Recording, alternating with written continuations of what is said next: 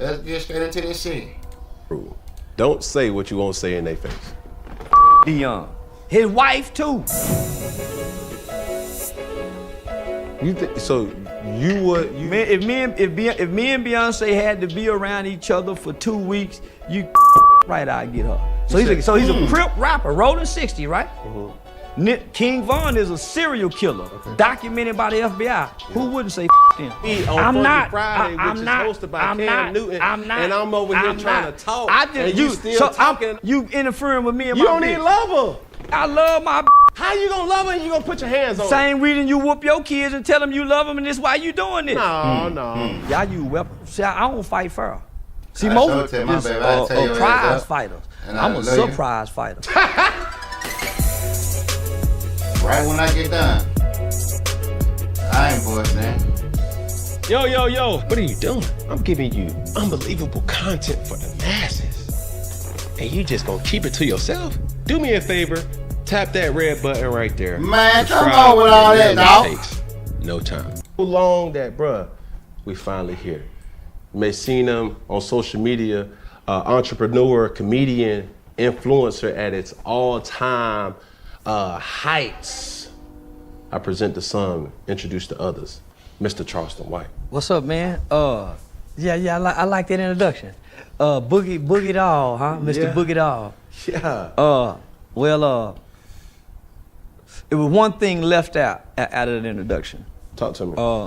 I started out on the internet as a frustrated youth advocate. Okay. I wasn't an entrepreneur. I was a struggling single dad who financially didn't have the means to put gas in the car every day, Okay. but was still working in the community. Because of that, that struggle and that small time frame of struggling, I evolved into entrepreneurship by way of the internet. But I started out frustrated. So when I came to the internet, I didn't even know you could make $1 off the internet. Financially, I didn't know how to create a business to make any profit from a business. See, I'm gonna tell you something about the nigga. The nigga smart, yeah. Nigga got plenty of sense on him. Blood.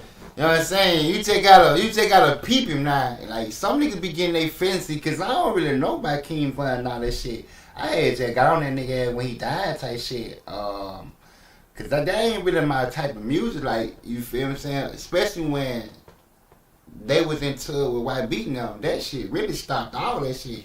Like, I ain't never listened to no Young Dirt. The only Young Dirt song I really fuck with right now is that, what it is, with J. Cole type shit. I thought I was supposed to be begging and asking for donations. So the internet taught me a lot, and it helped me to become all those things that you just named. So really what I do know, and I've told you this while we were talking in anticipation to get you on Funky Friday, behind everything that you say, controversial, agreed upon, or disagreed upon, behind everything that you say, I can agree that there's some truth to what you say. And a message. I ain't just talking to be talking. I ain't started out trying to be funny. When I was describing poor babies with run-down Michael Jordan tennis shoes, I wasn't saying that to be funny. When I was talking about them ghetto with them weaves on their head, riding in the car, patting them head because they can't scratch their hair, and their daughters grow up patting their head because they don't know that's what they mom. So I wasn't saying that to be funny. When I was talking about the siren laying around the house, watching a woman go to work with that good in the bed, but he can't fix no alternator, he can't get no job. He laying around the house, jacking his off on the phone, going outside to hang with a bunch of only to end up in jail by Friday. I wasn't saying that to be funny. That was my observation from doing qualitative studies in our community, from community work. So I wasn't trying to be funny. The internet told me I was funny. For one, I didn't know I looked funny. The internet told me I looked funny. Oh, look at his eye. Ah, look at his dread. So, nigga, I didn't know I looked funny. I thought I was cute. So the internet shaped this what they see today. Okay. Well, I must admonish the viewer to understand this. We ain't even 5 minutes into this segment, and we already ruffling some feathers or may. Don't bring your shadow band ass over here to Funky Friday and get my shit shadow band too. But we gonna have a good time today, because one thing that I do believe in is accountability. One thing I do believe in is making sure that I don't judge, right? Yeah. Even though in my religion I love it so much so that it reigns supreme of everything in my life, I think sometimes as Christians we can't have this judgmental attitude. One of the first things some of the most devout Christians do when you go to church is, where you been? Mm-hmm. I ain't seen you. And so when you go, if you go to church and then you don't go to church and you come back to church, the church will make you feel shame in their judgmental approach. Well, where you been? We ain't seen you in a while. So I get it. It's a very, and I wouldn't identify as a Christian, but I have Christian values and beliefs. I believe in Jesus. I believe that he's the Son of God. I just don't take the title as a Christian. Man, I just believe. I just believe. So what are you? Now, I'm a Christian now, goddammit. You know what I'm saying? You know, I believe in all, you know what I'm saying? But I'm gonna wear the crown because I'm a Christian like a motherfucker now. Hey, man, I fuck with you. So you got a good start, but shit. A believer. That don't make you a Christian? No. Because I also like to sin. And most Christians don't admit that they like to sin. But you do understand that Jesus died for all our sins. Yeah, that's why I sin. That's why I sin and just say, I pick my sins wisely. Okay, but you know you're not perfect. I don't want to be perfect. I think that is true, but my saying is, most Christians don't admit that they like to sin. Most people can't admit to the sins that they do. That they like to do. See, some that we do, but we also got some secret ones that we like to do. But that's everybody. That's not Christians, Muslim, Hinduism. That's just everybody as humanity. When the FBI studied Malcolm and when they studied Martin, one went and spoke and came back to the hotel and prayed and talked on the phone with his wife, and they don't have no dirt on him. He was Muslim. The other one went and spoke and came back to the room and partied and fucked like a motherfucker in every town he went to. That was the Christian. So it's a difference. One was studied full time. How you know that though? Because see, now you're using my platform trying to bring all this speculation of Martin Luther the King. Because it's documented evidence. The FBI said that Malcolm X was a saint compared to the doctor. It's very well documented that Dr. Martin Luther King was just like any man. He was a whoremongering preacher. It's documented. Compared to Malcolm, who has no documentation of doing anything such like the preacher. See the difference? I hear exactly what you're saying, but that doesn't necessarily rectify. That nigga be saying some shit now. I don't know fuck what nobody say. That nigga be saying some shit now. You not being unknown to your religion, I think. I don't want to be a religious man. I don't want to be Muslim. I don't want to be Christian. I don't want to be Hindu because I don't pick up the books. I want to be able to grab hold to the spirit. Yes, sir. Most of the people who I heard talk the books and can recite the books don't show the spirit. Yeah. They can't access the spirit. But this is where I can agree with you. But also, it's for me to also admonish you to say, you use your platform for. Cause I don't know the word. I walk with the spirit. My mother and them didn't sell, and they wouldn't give me the Bible. So for some strange reason, I was able to access the spirit. That's the spirit that Jesus said that will write God's word upon your heart. I don't want to be Christian because Christians can't access the spirit. They all got the word. I don't want the word, God. I want your spirit. Because it says with this spirit that I can do greater works than Jesus. There's no Christian I ever heard to say they can do greater works than Jesus. And Jesus himself said that you can do greater works with this spirit. So I don't want the Christian word. Give me that spirit Jesus was talking about that raised the dead, that allows you to walk on water. I ain't seen a Christian walk on water yet. Man, I'm trying to tell you, that nigga be saying some shit. Like, that nigga be saying some shit, bro. Like, that nigga be saying some shit, gang. But isn't that the truth for you to understand and say, yo, I'm gonna be what I've never seen? If you had never seen it, you can't become it. So I watched my mother take care of children. I watched my mother feed people with her word of God. I watched my mother pray to get my grandmother off drugs. I watched my mother use the word of God. Okay, mama, that word worked good enough for you, but I need the spirit. The things that I've gotten involved in and the things that I do and the things that I face, the word ain't gonna help me, mama. I need the spirit. To that point, take me through this whole background of what we see now and what had the most influence to you becoming what we see today. Man, cause man, look, check this shit out.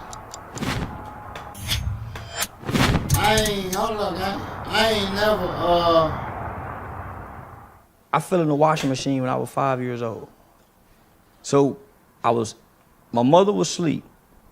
I snuck outside and I was in the laundromat playing on top of a washing machine. And I was jumping up and down, getting ready to jump off of it, but I was jumping hard. The lid popped open and I fell in and I broke everything from my waist down. We ended up suing Quick Wash. And the reason we won the lawsuit is one of the reasons why now when you open a lid to a washing machine, it stops. It was supposed to stop and it didn't. So I broke everything from my waist down. So I had a bone pop out here, a bone pop out here. I had pins in my leg. This is at 5 years old. In the washing machine spinning like this. I pulled myself out and then passed out. I was in a full body cast from here all the way down with a stick between my legs. So I had to lay flat like this, and I had to learn how to walk again. I was walking in that body cast. They thought it was a miracle. They thought I was a miracle child. I rose up one day in that body cast and started walking with a broken up body. I got the Spirit of God at an early age. So 2 years later after that, I put my right eye out. Shit, I almost drowned on blood. I almost drowned. Nigga, we had to get up out the pool. It was time to go. I took my little stupid ass jump back in the pool, fucked around and jumped a little bit too. Nigga can't swim. Man, who didn't jump too far over on blood? I'm talking about everybody walking out. Ain't nobody see me. Ain't nobody nothing. On my soul. Man, who? I'm talking about on the song that was playing in my head with that R. Kelly song. You saved me on blood. And on my soul, I was just, that was my last thought on blood. And God pushed me back on blood. So I've had 9 eye surgeries. When they used to put that oxygen mask and make a nigga go to sleep, somewhere in the Bible they says to be absent from the body is to be present from the Lord. Whenever you go to surgery, you're absent from your body. In my mind, I vividly remember having dreams going somewhere to heaven as a kid.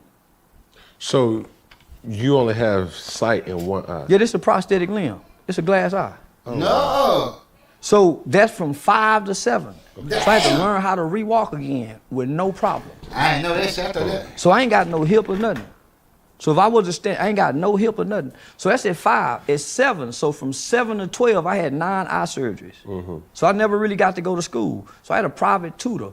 It's things that I remember educational-wise that I don't know how I got this knowledge. They don't teach us about Jim Brown in school. Nigga, I know everything about Jim Brown, the abolitionists. Mm-hmm. I got knowledge and information but that white tutor, I had a white tutor in the 80s coming to my home to teach me. So I was groomed to be an intellectual.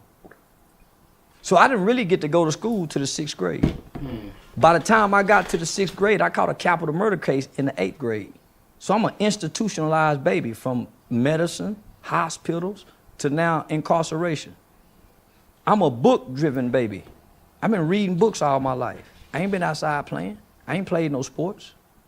I've been reading books. I've got a brain full of knowledge. I've been watching television, studying movies and actors. Mm-hmm. That's how I can act. So what you see now is a product of a system. Nigga, I'm an educational baby. That's why my knowledge and my articulation is what it is, because when I went into the system, I began to read more books. So when niggas was playing dominoes and watching rap videos, I was reading Danielle Steele Love novels. So I'm very charismatic. I'm very charming. That's what you think? Yeah. Well, that's how I've been able to get by getting in trouble. But let me getting in front of a judge and being able to say yes sir, no ma'am, yes ma'am. Getting in front of a probation officer, knowing how to make eye contact, sit up straight, look them straight in the eye. All of that was charming things I learned as a kid to get out of trouble. Out of all those books that you had access to, you ain't never had access to a Bible? Yeah. I refused to read the Bible because I couldn't, as a kid, I couldn't connect to the language that the Bible wrote. Thou art. My understanding couldn't comprehend that. Okay, were you coherent to understanding that there were different versions of the Bible? Yeah, I understand about the council when they introduced Cesar Bagario as the white man with the blonde hair, and they took out pieces of the Bible. So I know the Bible have been dissected to brainwash, to control. Yes, sir. So what I did was... Hold up. Did he just agree with him? And look, that shit, I told y'all, but they gonna throw that shit up. But... Not more or less that level. To control. Yes, sir.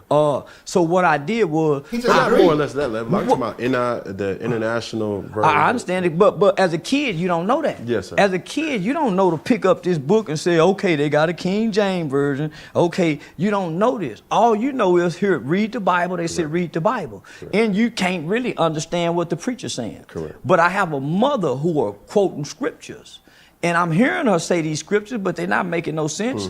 All things work for the good of those who love God, is called according to his will and his purpose. Mama, I'm locked up here for murder, and I'm gonna be here for 4 years. How is this gonna work for my good?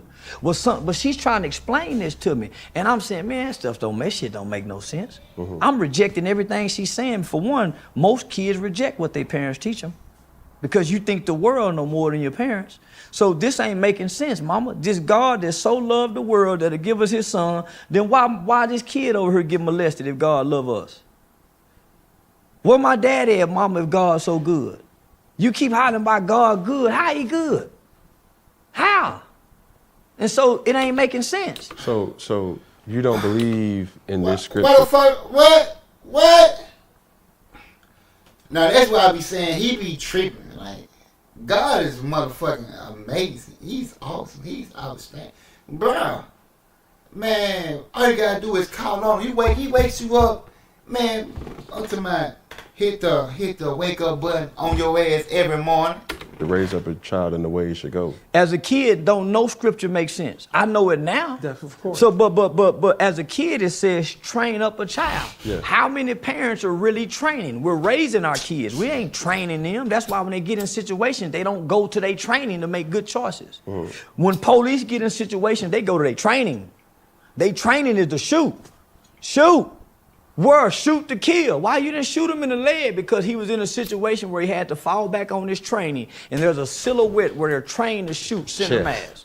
So that's why they don't shoot you in the leg. So what training are we giving our children where they get in a situation where they choose the training? We're not training. We raise our kids. How do we raise them? Food, shelter, clothing. We ain't training these kids. We ain't training these motherfuckers. So we ain't trained. We got to go to work. Mama got to go to work. Daddy cross town playing stepdaddy, making more babies. Who training us? Nobody. We're being indoctrinated at school, and we're being programmed by the culture. Who's training us? So we can mistrain up a child. That's why the kids ain't going no way, because ain't nobody training them. They're raising them. They're providing good homes, good clothes, good foods. But other than that, there's no training. That's why we're not in Boy Scouts. That's why we're not in ROTC. That's why we're not in no type of physical training to teach us how to do push-ups outside of sports. So as a kid, your parents are trying to introduce you to God, but you looking at the circumstances in a situation that y'all growing up in. So God ain't making sense to children no more. It ain't making sense. Was I blessed because when I go to school, the kids at school ain't blessing their food, but you got me blessing my food. It ain't making sense. Ain't nobody at school blessing their food, so I'm supposed to go to school and pray over my food. Nah, Man, Javay, no. Man, my little girl, no. You better say your grace, bro. Like, oh, man, it's just certain shit, man. I was just telling my grandma this shit yesterday. Man, you better say your grace, because that's a blessing. He's blessing you. Because there's people out here eating out of trash cans and shit. They're really fucked up. Blood that ain't got nothing to eat, man. I ain't doing that, Mom. Because my peers supersede what you trying to teach me if you don't have a bunch of money to buy my attention. So my mother was financially stable to buy our attention. What your mom do? My mom worked for General Motors, retired from General Motors. The backbone of America, the blue collar worker in the 80s. In the 80s. So we were very financially stable. I had my own bedroom, homie, in the 3rd grade. I had my own phone line. I had the bunk bed, bed with the desk. I had the basketball goal. I had the remote control car. We had the Nintendo with the power pad, the duck hunting game. I had the Jabos. I had all the name brand stuff that a kid could want. But for one, Mom wasn't at home. She had to work. So she provided a great home life. But when we got out of school, she was going to work. Daddy retired from the Navy. He doing his own thing. Were you raised in a household with your mom and your dad? No, just Mom. Were they ever together?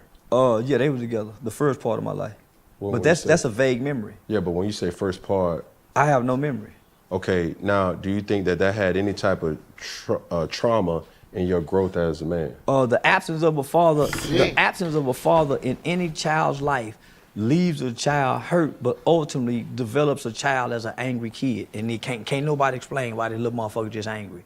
That's the absence of a father. But so my brother. You speaking as from the son's perspective or the female's perspective? I'm speaking from the son's perspective. So both my brother and I grew up with just a good mother, a good loving mother.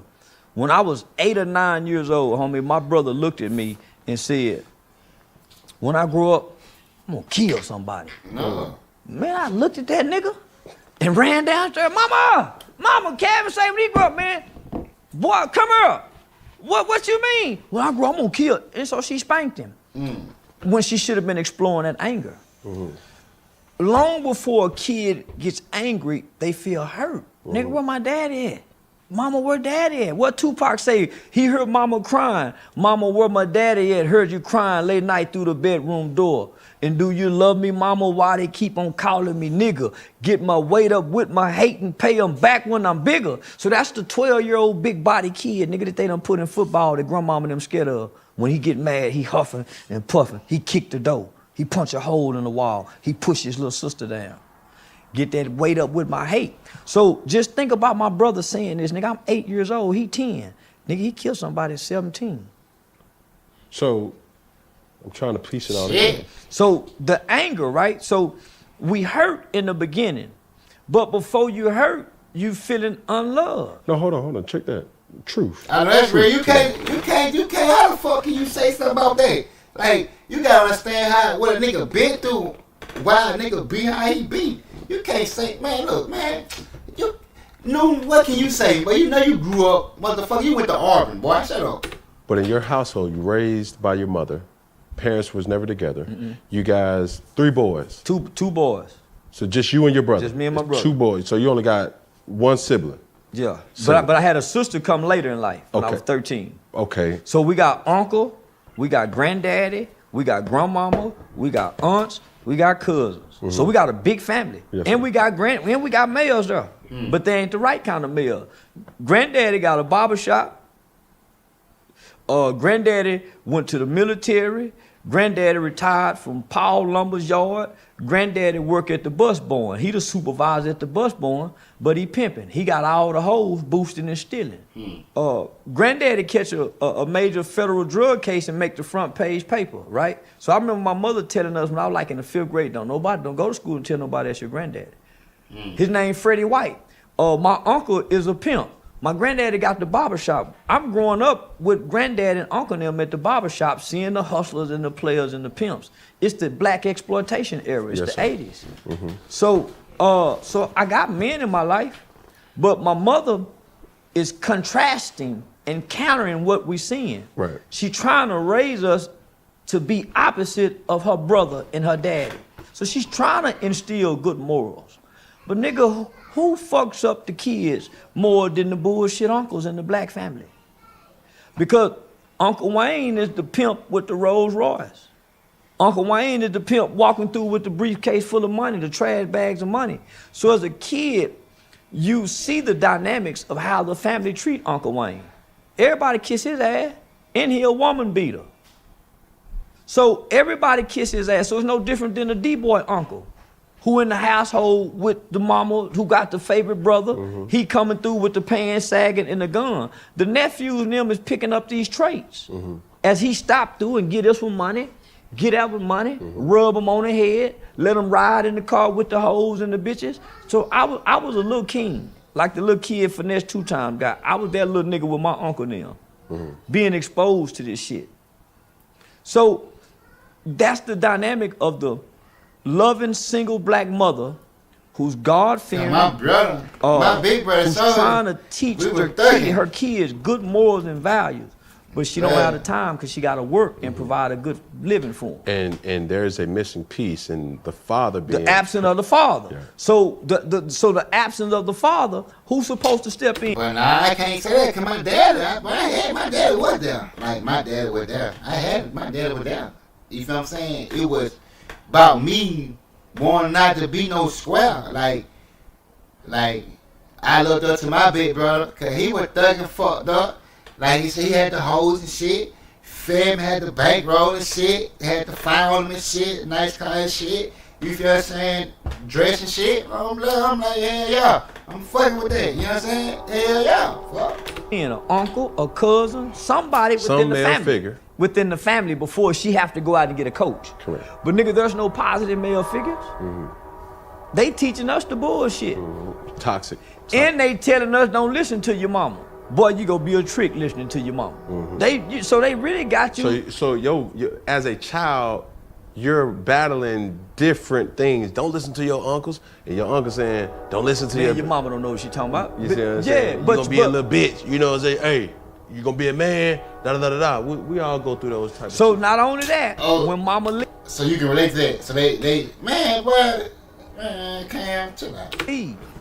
Just like every other kid, what we do, we cut on that television. Facts. So now, when we cutting on the television, it's that's this time, homie, let me see what you gotta say about that. Gangsterism being introduced. Nigga, mama at home. I want to see what I say and what about I that. see on TV is being propagated. It's being glorified. Imagery.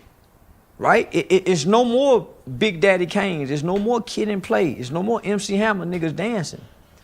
Imagery is now being subjected to children through the hip hop culture. The bad boy, the outlaw. Come on, homie. NWA, the gangster. Yeah. Nigga, fuck school. I pull a G about a week. Fuck school. Just that small line right there in a rap song. I pull a G about a week. Fuck school. That was KRS-One saying that. So when I cut off my television, nigga, them images that I see, that look like Uncle Wayne, the pimp. Yeah, that's who you relate to. Come on now. So now I'm spending the night over my homeboy houses. Nigga, they uncles is drug dealers and gangsters. They looking like the imagery. So now we're starting to take on the image. How do we learn the behavior of gangsters? Who want to be lyrics broke? in the movies are now being shown to us. Who want to be broke? Now, rather than us wanting to play football, nigga, we want to be too sweet. We playing too sweet.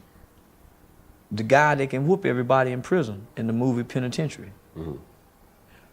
Instead of doing kung fu and doing karate, nigga, we playing high top and rocket on Colors. So, mama at work while all this dynamics is changing. With no absolute clue. Don't have a clue what's going on because nobody is hip to this new culture really. Yes, sir. So now you have people who are becoming aware of the words in these lyrical contents, and now they're starting to put parental advisory labels on tapes. But mama and them don't have the time to sit and listen to this shit. They tired. They getting off work tired. Then one of us is having problems in school, so she got to take out work to come deal with this one. So because she's dealing with this one, guess what? The younger one flying under the radar getting in trouble because the oldest one is getting in so much trouble. Right. And that's what's happening in these households, And homie. it's becoming overwhelming. It's only one parent. It's only one parent. Not only that, the problems and the frustration of the children is mounting on top of whatever problems you're having at work, whatever financial problem, and your relationship problems. So along that, as or not just you, but what you've been able to verbalize and picture paint is a typical situation in Black America. I call it the traditional single African-American parent home. It's so not problematic. It's trauma-based. It's trauma. It's trauma-based. In that household that's festering, and you're building the next generation of killers, pimps, drug dealers, because that's what they see. Out of fear. But I disagree because I raised my little girl. I understand, like you said, 9 times out of 10, the mama is gonna be at work. But I raised her though. Like, I swear to God, my little girl is so smart. I promise you, she's 3 years old. She just turned 3 last year in September. I swear to God. The fuck, but she is not. She don't watch all that fast shit. She is not one of these fast little girls. I'm talking about she's very intelligent. She cross her legs. I'm talking about, man, bro, like, man, it's about what you teach your child, bro. Like, a lot of people be want to be their child friend. Yeah, we kick it, but she know. You do this. It's some mothers. All my partners, they got the gangster mamas. Mm-hmm. Them niggas was some of the most hardened killers in the streets because their mothers groomed them. Mm-hmm. The nigga who was groomed to be hard on a woman, he's very abusive because his mother taught him these traits. And whatever mama teaches, we stand on it. I'm gonna say it again, nigga. Whatever mama teaches, we stand on it. Yeah, because my mama was, that's why I put so much into my female that I get. Like, I put so much into a woman, like, because the way my mama handles a situation, like, I feel like it's nothing that a woman cannot handle. It's nothing is too much for a woman. Oh, that's why, nigga, I repeat a lot of the shit my mama say. Nigga, mama said that the Bible, so nigga, so if you, the street mama, that's why the whole mama is so dangerous. But the loving, over-nurturing mama is just as dangerous as the whole mama who teaching him the street shit. Yes, sir. Because she handicaps him. And what ends up happening is, out of his rebellion to be free as a boy and a male, he overcompensates with being over-masculine. Because mama done gave him all this, everything. So he try to play over-masculine. He too tough. He too tough. That's the nigga too tough. Over-masculinity is the driving force for niggas to crash out. Nigga want to fight all the time. That's mama. He don't know to think because being analytical is a man's natural behavior, not an emotional state. Nigga, we been groomed to be emotionally responsive and emotionally driven men because of. I tell nigga real quick, I'm emotionally fucked up more so than anything. So the fuck, I don't care. I'm like, that's why I be trying to cope. You feel what I'm saying, and fall back from off stupid shit. You feel what I'm saying. But I swear to God, like I say, I'm very emotionally fucked up. Of our loving mother. She's so loving, she only whoop us when she frustrated. That's where we learn to hit, when we get mad. Mm-hmm. Sit down somewhere! Bow, bow, bow, they hit you. Mm-hmm. And secretly, they feel guilty, because I've done it as a parent. Yeah. Feel bad in the motherfucker, but you done already delivered the lick. Yes, sir. I got a friend by the name of Terrence Sampson. He did 29 years on a 30-year sentence for murder. When he was 12 years old, he stabbed a next-door neighbor 93 times. Mm. He said he had his first homicidal thought when he was 5 years old, after his dad had brutally beat him. But right after the thought, he said his dad walked in with tears in his eyes and said, "Son, I'm sorry."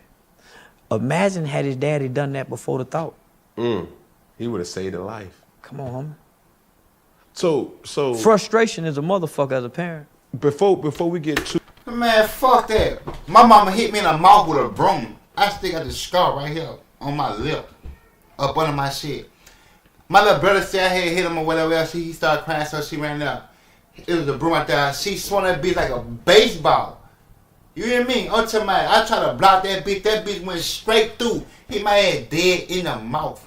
I swear to God, I still got the scar up under my shit right now. I still can feel it right now. That shit ain't make me want to go stab nobody. Man, that shit, you feel me? I sucked that shit up. We put her head when to go wash.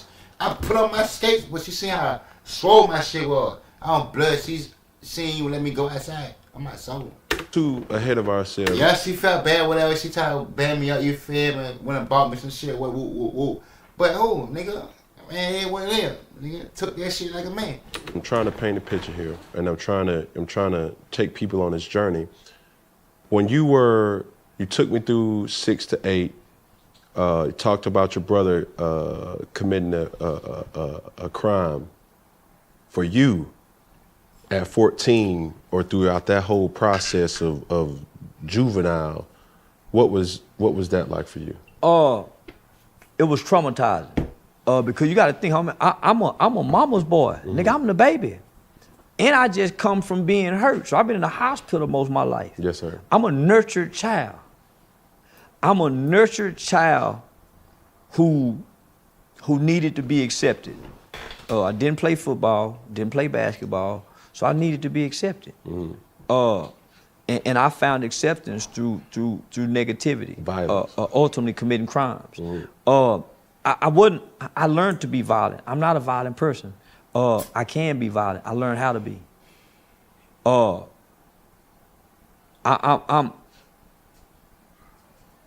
I've done a lot of violent things in my life, but I was playing.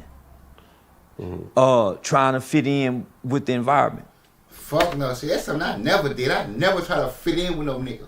I never was that nigga to try to, man, you gonna rock with us, nigga, it ain't no rockin', no nothing. We ain't gotta fuck with you on blood, like, cause I'ma have some niggas who gonna thug with me no matter what.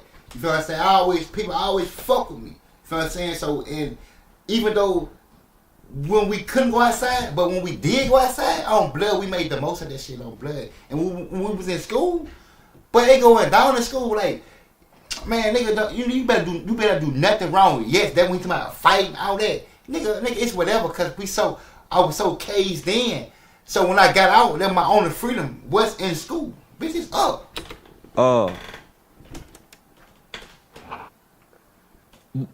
We laughed after we committed that murder, but it wasn't funny. But what happened though? We went to the mall to go steal some starter jackets.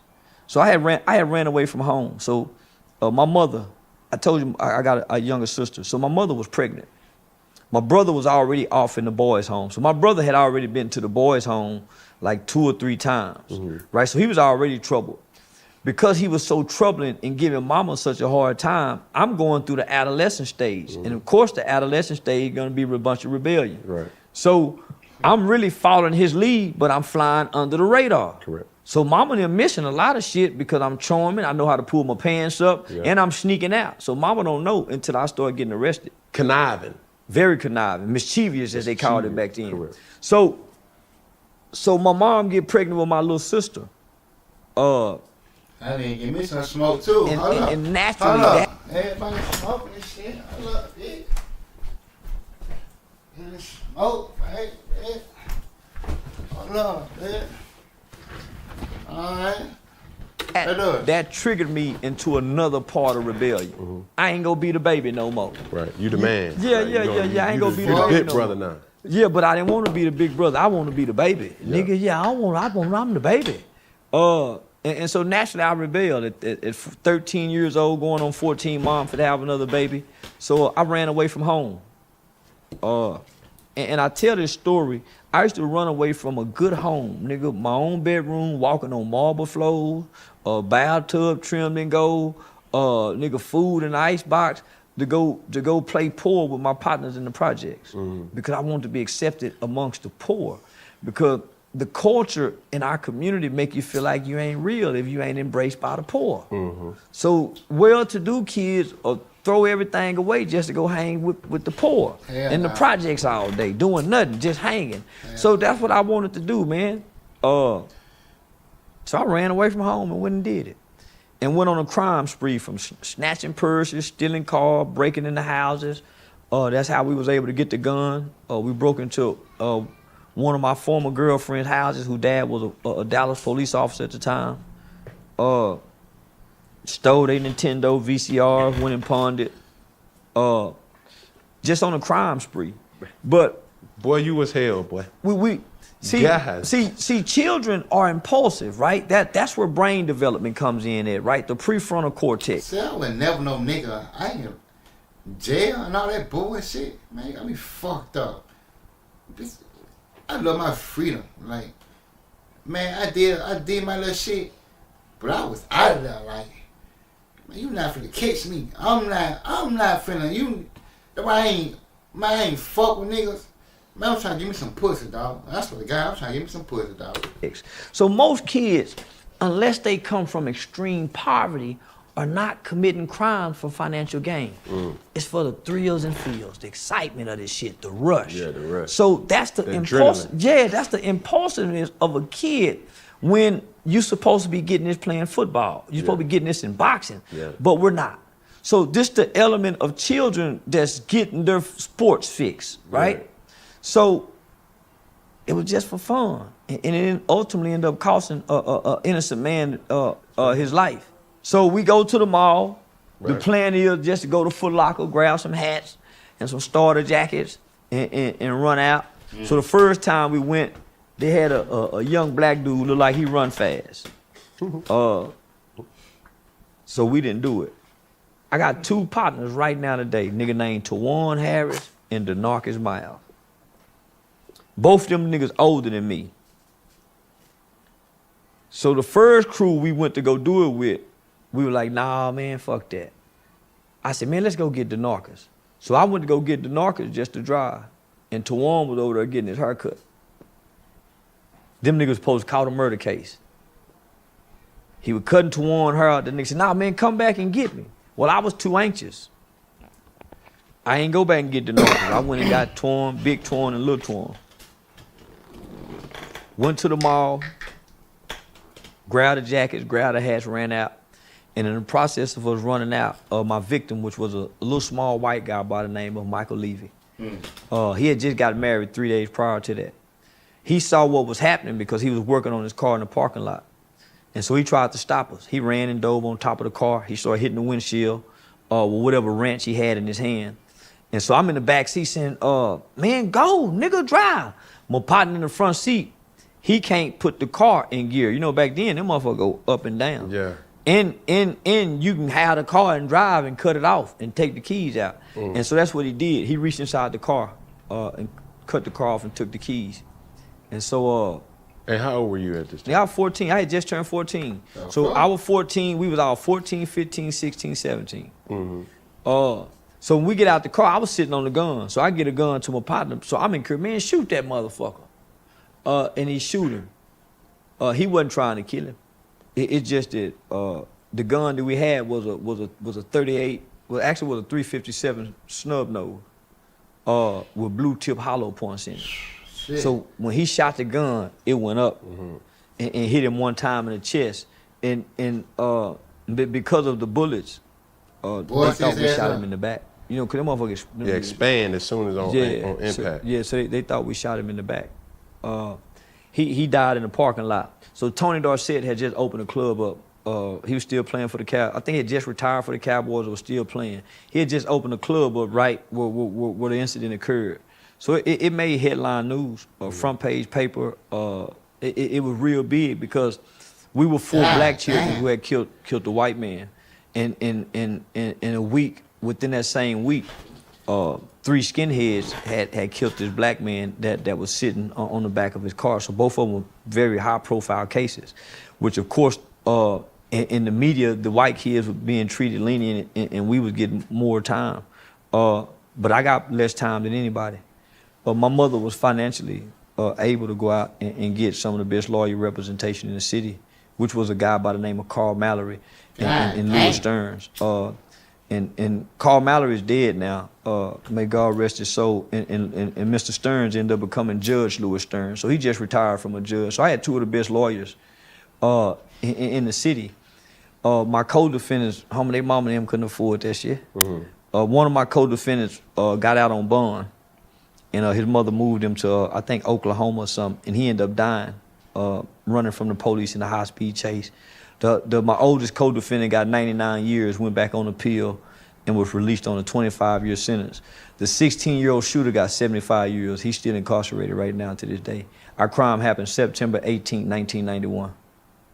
So I'm one of the first children. Oh my, I just got chills. I'm one of the first children in Fort Worth, Texas to be tried and adjudicated for the crime of murder in the early 90s. In the state of Texas, I'm one of the first children who followed in a group of children who was tried, adjudicated, and sentenced for the crimes of capital murder and murder, who was sentenced under Texas juvenile law. It's called Texas Juvenile Determined Sentencing Law, where a kid can be sentenced up to 40 years. So I got a 12-year sentence for capital murder. So take me back real quick to the individuals who killed the black boy. How long did they get? Boy, I almost said his name. Josh. I think Josh got like 12 or 13 years. The white guy who pulled the trigger, he got like 50 years. Shit. And then the other guy got like barely 20 years. So all of them got significantly lower amounts of time than my counterparts. So me and Josh, we was in the boys' home together. He was just a white kid, homie. You know. The same dude that was a part of the. Yeah. So his co-defendant was tried as adults and sent to prison as teenagers, like mine was. Josh should have been tried and sentenced to prison, but he was a white kid. The only reason I wasn't tried as an adult is because I was 14, so I didn't meet the certification age. But the following year, the state of Texas lowered the certification age where a 14-year-old can be sent to prison. Ultimately, they lowered the age to 10 years old, where a 12-year-old can be sentenced to life without parole. God damn. So many people don't know, up until 2016, that there was only three countries on this entire planet that would take a 12-year-old kid and sentence them to life without parole. That's America, Sudan, and North Korea. At 12 years old. At 12 years old. Catherine and Curtis Jones is two children out of Florida who was sentenced to life without parole. Sarah Cruz in life without parole. Man, I can go on and on. George Toker, life without parole. I can go on and on. These were children. Still incarcerated or have. There's like right at 2,000 individuals who have been locked up in America since they was children for crime they have committed as children and have life without parole that would die in prison. As young as 12 years old. Florida will take a 12 and 13-year-old and send them on a prison yard at 12 and 13. Catherine and Curtis walked in adult prison at 12 and 13 years old. Both were brutally raped at 12 and 13 years old in prison in America. So what I'm hearing in this particular moment is like prison reform is essential. It's real. It's very essential. It's very essential.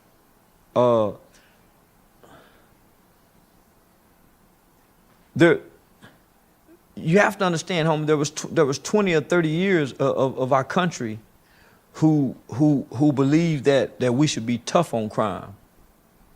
And they became tough on crime. So not only did they create sentencing guidelines, that's where the 3 strikes come in. The minimum sentencing guidelines came in that was completely unjust and unfair, particularly to us. That's where you start seeing children going to prison at 15 and 16 years old. When we have all the evidence, we have all the research, we have all the medical and science information that says that the human brain don't develop to at or around 25. So why would you take a 17-year-old, a 20-year-old, and sentence them to life without parole when they don't even have the full brain development to make the rational decision that you and I would make in certain situations? If you factor in child trauma, you factor in the abuse, you factor in neglect, that brain may not develop to 30. That's why you hear these old ass niggas like Jay-Z and them hollering 40 is the new 30. That's the lack of brain development for us to even think to process that. 30 is the new 20. That's us really saying we're really fucked up. There's no way the 30 can be the new 20. You have to think backwards. But you taking it out of context. No, I'm not. What's in a man's heart come out his mouth. If you say 40 is the new 30, you don't. So that means you're a 40-year-old. You still looking 30? No, bro. What are you saying then? But I remember. No, nigga. What is he saying then? The song 30 is the new 20. Yeah, I'm so hot. Yeah. He's still rapping about dope in his songs now. That song cool, God is. But they're just like a lot of things being taken out of context. It was more or less like, yo, even though I'm older, I'm still able to, live a life that. Not like a 30-year-old. That's the problem with the black man. He won't grow up. He won't grow up. He still want to be 40 and live like he's 30. What's wrong with being 40 and living like you're 40? Why you still want to live younger? The goal is to grow old, not get younger. So the goal ain't to keep all my black hair. The goal ain't to go and put a whole bunch of pretty white new teeth in my mouth the older I get. I'm gonna lose a side tooth. It's okay. I'm getting old. Nigga, I'm gonna get a bald spot. It's okay. I ain't got to go get the man weed. So that's what's happening, homie. We shaming old. So that's why the old niggas saying, oh, look at you, old nigga. Because we shame to be old. So our kids shame the old. Ain't nothing wrong with 40 being 40, my nigga. Yeah. But man, you can't, bro. You can't. You got a feeling, bro. You got a feeling, bro. You feel what I'm saying? Cause they like they be trying to tell me, I'm 29, you hear me? My baby mama, she 30, but like my dog, when he tell me, you know what I'm saying? He 44 though. That nigga 44 years old. But he still trying to thug, but they be trying to tell me to grow, man, look, bro, man. That's what I say. I got a little girl, she 3 years old, type shit, man, What got you onto this activism in the community?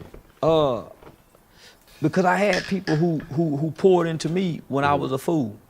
So before I got out the juvenile system, I wasn't exposed to gangs. Yes, sir. I grew up in an upper middle class neighborhood with white kids from the 3rd grade. I don't know nothing about the hood shit. Nigga, I used to go to my Aunt B them house and see them nigga with the blue flags. And then I saw that shit on Colors, on TV. I didn't know what that shit was until I went into the juvenile system. So when I got into the juvenile system, you see rolling 60 Crips, you see rolling 30 Crips, you got Altadena Block Crips, you got original Swamp Compton Crips, you got Fire Deuce Hoover Crips, you got GDs, you got Black Gangster Disciples, you got Spanish Gang. So you got all these different gangs. And it ain't no football team. And I'm gonna be here for the next 4 to 7 years. Get in where you fit in. Correct. Because this is the boy sport in here. So nigga, I joined the game.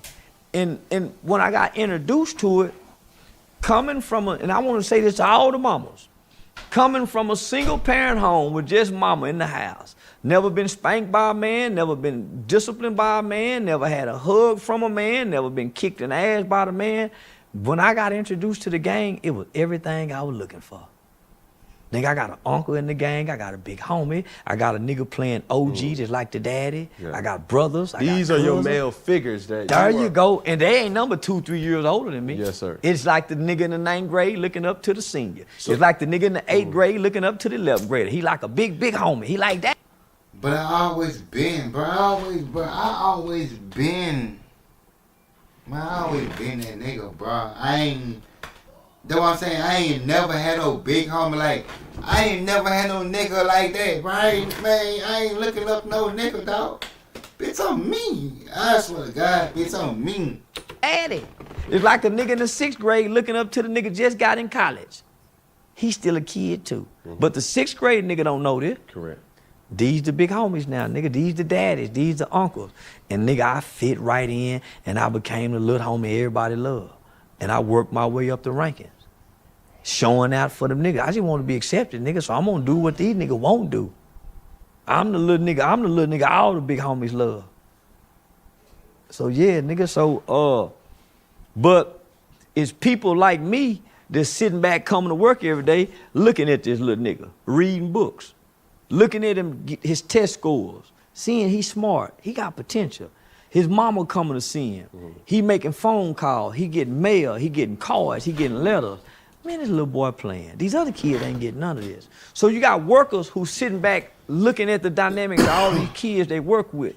And it's their job to say, man, why y'all hanging together? Y'all don't fit together.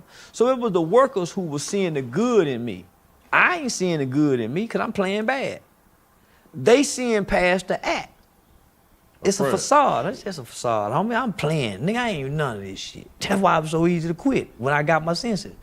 So it's some niggas get stuck playing that because they don't have no out. You said something though, and I want you to say it. Nigga, I got an out. I'm smart. Yeah. Nigga, I can pass my GED. I can take college courses. Nigga, I can go before the parole board and look all these white people out and talk. There's a lot of niggas can't. Yeah. So they don't have no out. Nigga, they ain't got no mama sending them scriptures. They ain't got no mama calling praying with them. They ain't got none of it. So I'm hanging with these niggas with no out, but I got an out. Yes, sir.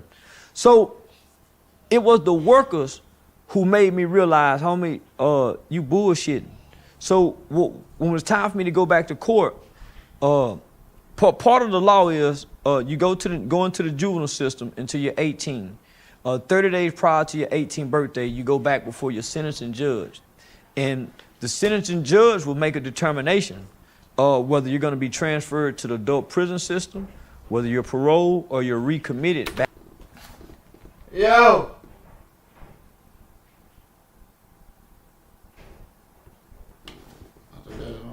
Back into the custody of the youth system. Now, if you're recommitted, then that means the juvenile system has jurisdiction over you until you're 21. You get out at 21 and you're free. Your record is sealed. If you go to prison, then you do the remaining of your 12 years. So I'd already done 4 years at this time on 12. My victim's family played a big part in me not going to prison because they was a forgiving white family. So I could never be angry and hate white people. Because I took a white man's life only for their family to be loving and forgiving. And so it's hard for me to develop hate in my heart. I hate things, but I don't hate people. So I actually got to look at these people and hear the words, I forgive you, we forgive you.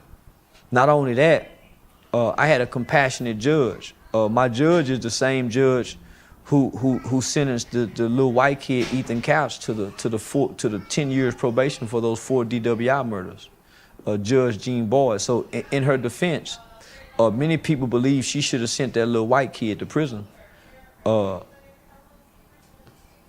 many people believe she should have sent me to prison because that was a recommendation for the state for me to be transferred to the adult prison system.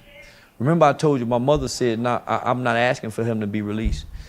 If I would have been released at 18, I was bringing home the gangbanging mind. Damn. At 21, I brought home the youth advocate mind. Because in those 3 years, I began to work the programs. Hold on, sit tight real quick. So you say at 18, you went back in front of the judge for a transfer hearing to go to transfer prison. hearing. Your mom had the opportunity to either say, I would have been paroled home that day. I would have came home and been on parole for 3 years. and free in essence, but you had parole. Yeah, I would have been free. I could have, at 18 years old. And she said what? The judge specifically said, Ms. White, are you asking for your son to be released today? And my mama looked at me and looked at the judge and said, no, Your Honor. I think he need to go back and work the program. Nah. Okay. My mama she did some shit similar to that. I had to go to the juvenile center like every weekend type shit. She didn't want to talk to me, nothing. We had to go to court and shit. She didn't talk to me, no nothing. So we get in front of the judge type shit. Man, blood, nigga, she straight tell the judge, you fed me acting up in school. He smoking weed. Man, she going crazy, this motherfucker. I'm like, damn. Bro, blood, the lady told me, boy, you gotta come to this bitch. I think for like a month. Type shit. I know how to do that shit like weekend. Like every weekend I had to turn myself in to the juvenile on blood. And I get out every Sunday. On my soul like 4 o'clock, 5 o'clock type shit. Man, that shit was crazy as fuck. Because they were great programs. They was programs that focused on not just rehabilitation, but re-socialization and repairing a child from the childhood trauma that most children who commit these type of crimes endure. I hadn't really had no trauma, homie, that I thought at the time, other than the fact that my daddy wasn't there. That alone is trauma. Mm-hmm. That alone is traumatizing. Yes, sir. On top of the fact that your mother is there and she's not there, that's even more traumatizing. On top of the fact that you're having surgeries where you're being put to sleep, which is hindering some brain functions, right? So I learned a lot in those 3 years, but there's a fast growing problem, and that's what happened with me. So within 3 years, so from 18 to 21, I went from playing leader of the Rolling 60 gang to within 2 years, and this wasn't me fronting. This was the real me. I was fronting as a gang member. Mm-hmm. This was the real me excelling.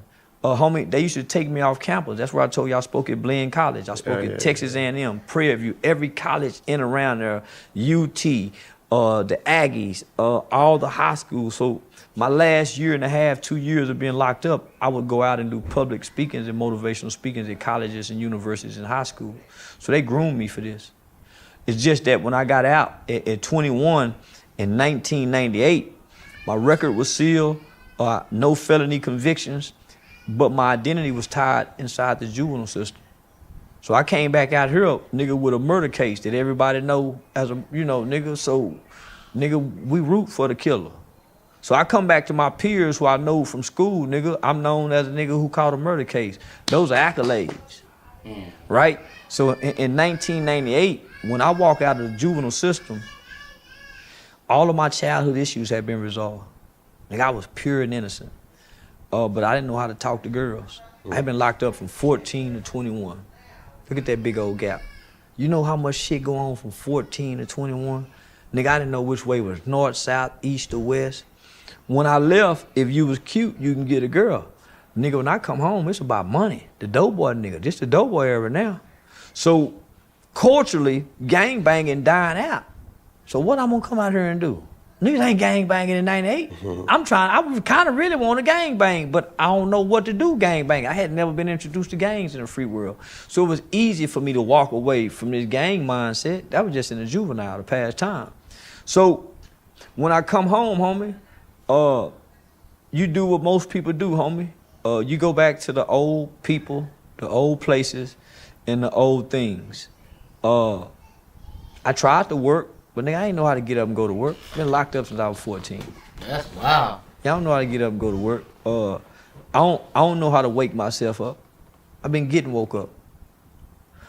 When it's time to eat, nigga, I don't know what to eat. I've been looking at the menu. The menu been saying what we go eat. How I know? I've been locked up. So there's nobody you really can talk to, because at that time, nigga, re-entry is something big now, but nigga, re-entry was unheard of back then, let alone juvenile re-entry. So there was no church, there was no family member that a nigga can talk to and say, man, I'm having some inadequate issues, nigga, I don't know what to do. So I'm trying to date girls my age, but the girls I'm dating saying stuff like, you need a high school girlfriend. Man, I don't know what the fuck she mean. But my conversation on it. So, nigga, what do? You go with the culture, right? So what was the culture doing at that time? Selling dope. Master P had just dropped that motherfucking ghetto dope. Man, crack like this, ghetto dope. And taught you how to cook crack from step 1 to step 10. So I decided to go to college because one of the benefits of aging out of the juvenile system in the state of Texas is that you become a ward of the state. So once you get adjudicated for a crime, your parents are no longer your parents. You become a ward of the state. Mm-hmm. So meaning you're a state baby. So one of the benefits of being a ward of the state is they pay for my college tuition up to a PhD. So right now I can go back to college and they still pay for my college tuition. Mm-hmm. So that was one of the things that I tried to do when I first get out, but I ain't had nobody guide me. So I went to go enroll at the University of Arkansas in Fayetteville, Arkansas. In the process, I had a cousin who was going to school up there. He was the president of the BSA, Black Students Association, and he had a fascination with wanting to be the weed man. So me and him come home one day. He done got the football playing niggas money. He done went and got 10 pounds of weed. I don't even know how much a pound of weed cost away. I just decided to drive. Get stopped and get pulled over with 10 pounds of weed, catch a drug trafficking charge. I hadn't even been out 8 months. After gone been 7 years. 90% of juveniles are rearrested within 1 year after. Damn! Man! Look. Say, look, I'm finna, cause this bitch 3 hours, so we gonna do like 3 parts. Blood, I'm finna, real quick, here, man, blood, I'll be right back. But I'm not finna, I'm just gonna end this whole damn, I'm gonna scrape that bitch right back, though. Just tune in. This my new shit, though. This my new shit, bro. Man, my new shit, bro. Y'all gotta tune in.